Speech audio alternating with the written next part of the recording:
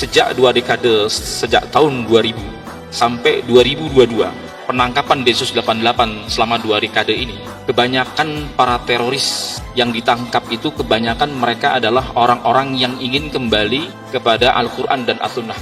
Mereka kebanyakan adalah kelompok-kelompok yang anti madhab dan tidak bermadhab. Emang nggak boleh Ustaz kita kembali kepada Quran As-Sunnah? Siapa bilang nggak boleh? Boleh. Wajib hukumnya kembali kepada Al-Quran dan As-Sunnah, karena itu memang pesan daripada Rasulullah. Tidaklah aku tinggalkan kepada kalian yang mana kalian tidak akan pernah sesat selama-lamanya selama kita berpegang kepada 2 perkara, yaitu Al-Quran dan As-Sunnah. Masalahnya siapa yang bisa memahami Quran As-Sunnah? Apakah kita yang belum pernah mondok pesantren, belum pernah belajar tentang usul fikih, belajar tentang qawaidnya, ilmu-ilmu alat yang bisa memahami Quran As-Sunnah, bisa memahami Quran Sunnah? Tidak semudah itu. Makanya kemudian orang yang belajar otodidak, sohafiyun, tanpa guru, tanpa kiai, tanpa guru yang baik dan bijak, yang tidak mencintai bangsa negara ini, itu sering salah jalan. Maka ada istilah di kalangan para ulama itu, al-haditsu mudillatun illa lil fuqaha. Hadis itu bisa menyesatkan kecuali bagi ahli fikih. Kenapa bisa demikian? Karena belajar sendirian. Maka ada istilah man kana saykhuhu kitabahu fa'aqtahu kathurun min thawabih. Barang siapa yang syekhnya atau ustadznya atau kiainya adalah kitabnya, bukunya, maka kesalahannya lebih banyak mendominasi daripada kebenarannya. Maka perlu kita punya guru yang baik, karena ini akan menentukan dunia akhirat kita. Salah cari guru, nanti nasibnya kayak seperti saya. Saya 13 tahun di kepolisian, itu bisa terseret, Pak. Kawan saya Yudi Julfahri, Agam Fitriadi, Gema Salam Ramadan, ya, di sini pasti kenal, ini alumni IPDN semua. Kami bersama-sama mendirikan camp militer Tadrib Askari yang terafiliasi dengan gerakan Tanzim Al-Qaeda. Waktu itu belum ada ISIS, tapi pemikiran-pemikiran takfir itu sudah mulai ada. Dan semua itu bermula dari pemahaman-pemahaman yang saya katakan tadi. Kita ingin kembali kepada Quran As-Sunnah. Karena kita salah dalam mencari guru, maka akhirnya kita terseret, tercebur. Jadi kemarin, setahun yang lalu saya diundang oleh Polda Maluku Utara, Pak. Itu ada poluan 2 orang namanya Bribda Nesti dan Bribda Rini.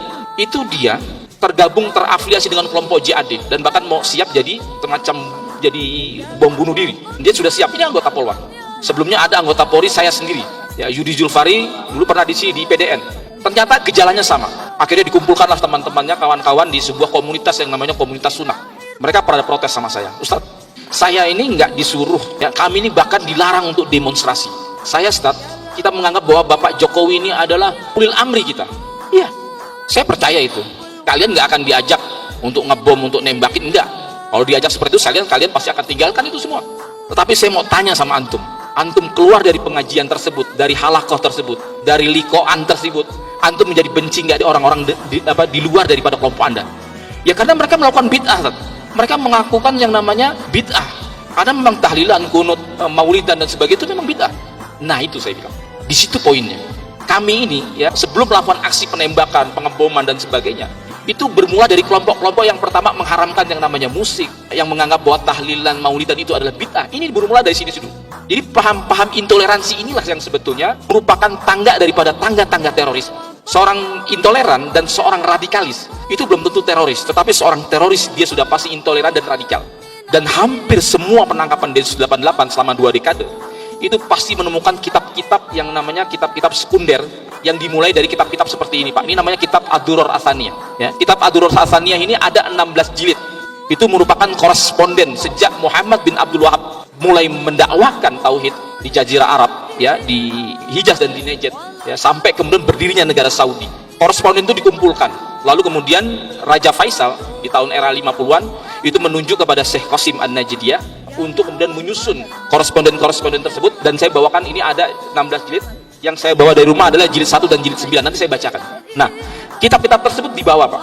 Kemudian kitab-kitab tersebut dijadikan referensi, pasti, ya. Densus 88 ketika menangkap tuh ada kitab namanya Muqarrar Tauhid. Ada kitab-kitab yang namanya Sabilun Najah wal Fikak. Ada kitab yang namanya kitab-kitab seperti Ad-Duror Atsaniyah fi Ajwibati Najdiyah. Dan semua para teror, aksi teror di seluruh dunia, para teroris itu menggunakan buku-buku seperti ini sebagai kitab-kitab panduan. Jadi kalau dikatakan Ustadz itu yang sebetulnya bin Wahab itu adalah Wahab bin Rustum, saya belum pernah membaca kitab-kitab Wahab bin Rustum, ya. Yang kita pakai justru kitab-kitabnya Muhammad bin Abdul Wahab. Saya pernah, Pak, ketika di Citeas, itu dekat dengan Celengsi. Di situ ada markas dakwah, ya, yang kita kenal adalah kelompok Roja, dan saya mendengarkan ceramah-ceramah dari mereka. Waktu itu saya baru keluar dari penjara, saya ditahan selama 10 tahun oleh Densus 88, kemudian saya keluar ketika 2016 awal, ya, karena kasus terorisme. Anda bisa klik di Google tentang Sofyan Sauri, mantan anggota Polri.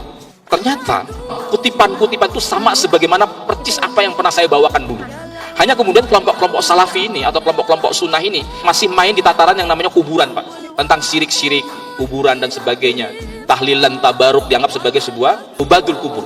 Sementara kami kelompok-kelompok teroris pada waktu itu sudah mulai mensirik-sirikan yang namanya demokrasi, mensirikkan dan mengkafirkan bangsa dan negara ini karena tidak berhukum dengan upah yang dihukumi oleh Allah Subhanahu wa taala. Karena kalau kita baca tentang misalnya bukunya Muhammad bin Abdul Wahab, judulnya Risalah Makna Togut. Jadi togut itu kata beliau itu ada 5. Dan yang ketiga kata beliau adalah manilladzi lam yakum ma anzalallah. Orang yang tidak berhukum dengan apa yang dihukumi oleh yang Allah turunkan. Maka tidak berhukum dengan apa yang Allah turunkan ini dianggap kekafiran. Ya, saya yakin antum belum masuk kepada tahapan-tahapan seperti itu. Tetapi ketika antum kelompok-kelompok ini ya dengan berbagai variannya, apakah itu salafi haroki, apakah itu salafi ikhwani, apakah itu salafi yang lain, itu lama-lama mereka masalahnya sepakat di antara mereka kelompok-kelompok ini itu menganggap bahwa Muhammad bin Abdul Wahab itu sebagai apa? Sebagai mujaddid. Sehingga nggak ada jaminan kalau antum-antum ikut pengajian-pengajian yang awalnya intoleransi, baru diajarkan membenci di luar daripada kelompok anda, bahwa kelompok di luar anda adalah kelompok yang melakukan bid'ah, maka masih aman. Tetapi ketika dia sudah memperluas referensinya, membaca kitab-kitab seperti ini akan jadi takfir, Pak.